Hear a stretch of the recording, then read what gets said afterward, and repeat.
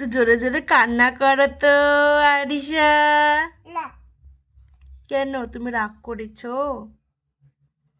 কেন রাগ করেছো মাম্মাম?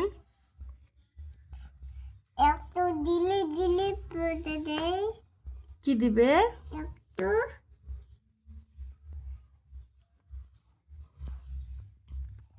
এটা